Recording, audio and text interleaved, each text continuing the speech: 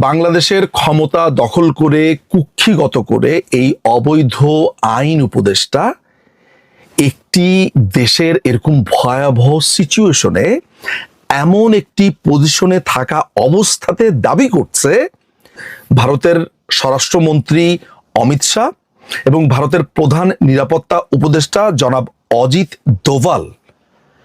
এই যে নারকীয় হত্যাকাণ্ডটা হয়েছে এটা তারা করেছে, তারা অস্ত্র দিয়েছে, তারা করেছে, এই দাবিটা আসিফ নজরুল করছে।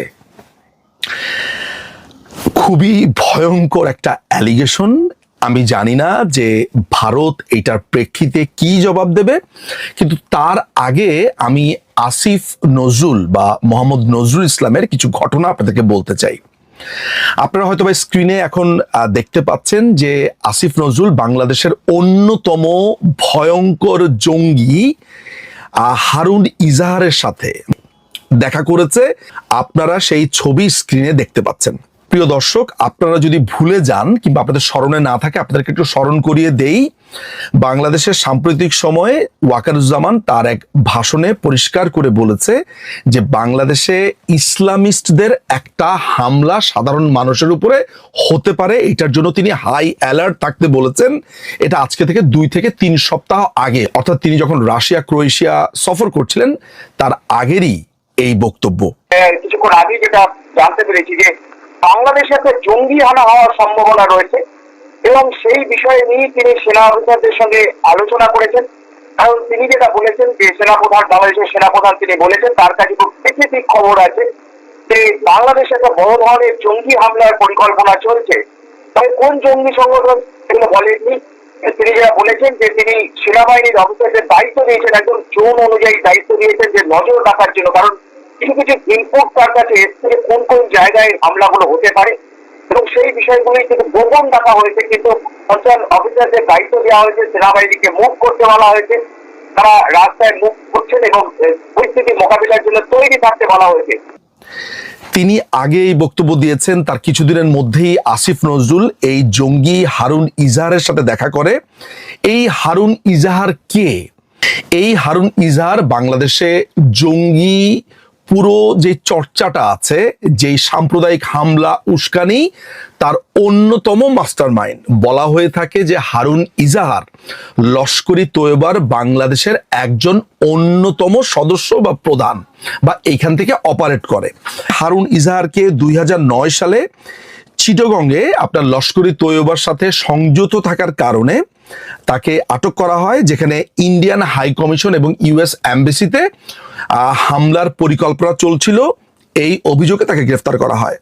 2021 সালে যখন বাংলাদেশে শ্রী নরেন্দ্র মোদী বাংলাদেশে আসেন, নরেন্দ্র মোদীর আগমন উপলক্ষে সেখানে যে ক্যাওস তৈরি করা হয়েছিল, তার উপরে হামলার যেই কথা বলা হচ্ছিল, তাকে পেটানো, তাকে নানান ধরনের গালিগালাজ এবং একসাথে যেই সাম্প্রদায়িক সম্প্রীতি নষ্ট করবার চেষ্টা করা হয়েছিল, 2021 সালের 26শে মার্চের আগে আপনারা জানেন যে শ্রী নরেন্দ্র মোদী বাংলাদেশে আমন্ত্রিত অতিথি ছিল।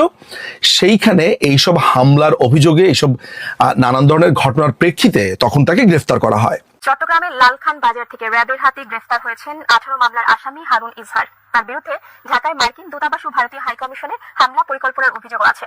বিশ্বব্যাপী নিষিদ্ধ জঙ্গি সংগঠন লস্করি তৈয়বার নির্দেশে 2009 সালে এই পরিকল্পনা হয়েছিল। সে সময় এই অভিযোগে তাকে গ্রেফতারও করে আইন শৃঙ্খলা রক্ষাকারী বাহিনী। 18 মামলার আসামি হারুন ইজাহারের বাবা বিএনপি নেতৃত্বাধীন 20 দলীয় জোটের শরীক ইসলামী ঐক্য জোটের চেয়ারম্যান ইজাহারুল ইসলাম চৌধুরী। তিনি হেফাজতে ইসলামের প্রতিষ্ঠাতা নায়েবে আমির ছিলেন। হারুন ইজাহারের লালখান বাজারের জামিয়াতুল উলুম আল ইসলামিয়া মাদ্রাসা মূলত আন্তর্দেশীয় জঙ্গিদের ঘাঁটি। 2009 সালের এই মাদ্রাসায় বসেই ঢাকার মার্কিন দূতাবাস ও ভারতীয় হাই কমিশন উড়িয়ে দেওয়ার ছক কষেন হারুন। আইন শৃঙ্খলা রক্ষাকারী বাহিনীর অভিযানে ভেস্তে যায় তার পরিকল্পনা। ঘটনা ঘটেছে ভারতে, ভারতে এটা তদন্ত হচ্ছে। বাংলাদেশে এই দখলদার বাহিনীর আইন উপদেষ্টা যখন প্রকাশ্যে ভারতকেই দোষী করছে, আমি জানি না যে ভারতের হাই কমিশন যারা ঢাকাতে আছে তারা কোনো প্রতিবাদ করেছে কিনা, তারা এই মোহাম্মদ নজরুলের ব্যাপারে কোনো ধরনের প্রসিডিউরাল লাইনে হেঁটেছেন কিনা, কিংবা ভারত থেকে কোনো ধরনের ব্যবস্থা এর ব্যাপারে নেওয়া হচ্ছে কিনা, একে অবাঞ্ছিত ঘোষণা করা হচ্ছে কিনা। কারণ খুবই আনফর্চুনেটলি আমি এই মোহাম্মদ নজরুলকে এর আগে ভারতের হাই কমিশনের একটা প্রোগ্রামে দেখেছি, তাদের ইন্ডিপেন্ডেন্ট ডেতে, যেটা আমাকে খুবই বিস্মিত করেছিল।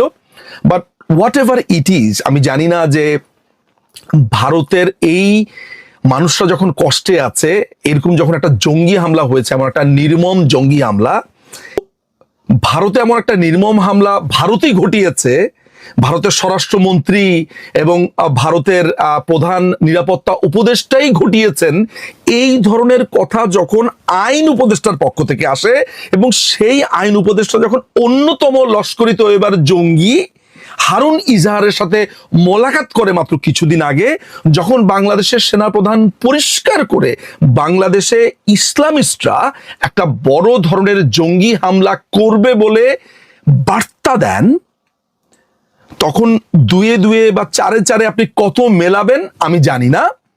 এইটার ব্যাপারে আসলে ভারত কি ব্যবস্থা নেবে, ভারতের পজিশন কি হবে, ভারতের বক্তব্য কি হবে আমি জানি না। তবে এইটা একটা সিরিয়াস অ্যালিগেশন। এখন দেখার বিষয় হচ্ছে ভারত এটা বাংলাদেশের বক্তব্য হিসেবেই আসলে অফিসিয়ালি গণ্য করা হবে। তো ভারতের এমন একটা জঙ্গি হামলার ঘটনার ক্ষেত্রে বাংলাদেশের এমন একটা স্টেটমেন্ট ঠিক কি অবস্থাতে সামনে কূটনৈতিকভাবে বাংলাদেশকে নিয়ে যাবে, এটাই আমরা এখন দেখব। আমাদের এই পুরো সাউথ এশিয়ান অঞ্চলে পাকিস্তানকে ঘৃণা করে না এমন কোনো রাষ্ট্র নেই। 5ই অগাস্টের পরে পাকিস্তানের সাথে এই অবৈধ ইউনূসের যেই মাখামাখি, যেই লতকালতকি, যে পাকিস্তানের স্বরাষ্ট্র সচিব, পাকিস্তানের আইএসআই এর ঘাঁটি থেকে শুরু করে পুরো জায়গাটাকে যেভাবে একটা পাকিস্তানিকরণ করা হয়েছে, যেভাবে মুক্তিযোদ্ধাদের উপর আক্রমণ, যেভাবে বঙ্গবন্ধু, 4 নেতা, মুক্তিযুদ্ধ, সমস্ত কিছুর উপর আক্রমণ, সেইখানে এই আসিফ নজরুলরা দিনের পর দিন প্রমোট করেছে।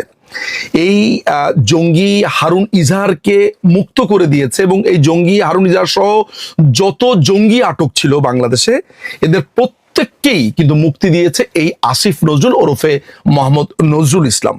এই পাকিস্তানের সাথে বাংলাদেশের একেবারে মাখামাখি সম্পর্ক, পাকিস্তান থেকে অস্ত্র আসছে, অস্ত্র খালাস হচ্ছে, এক্সপ্লোসিভ আসছে, কোনো ধরনের পরীক্ষা নিরীক্ষা কিছুই করা হচ্ছে না জাহাজের।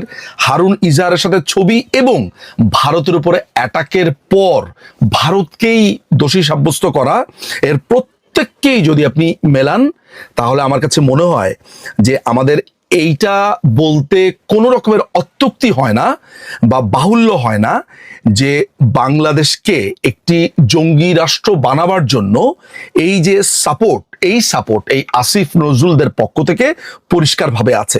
এখন দেখার বিষয় হচ্ছে যে ভারত এই পুরো ব্যাপারটাকে কিভাবে নেয়, এই আসিফ নজরুলের এই বক্তব্যের পর ভারত কিভাবে রিয়াকশন দেয়, আমরা সেইটা দেখার জন্য অপেক্ষা করব।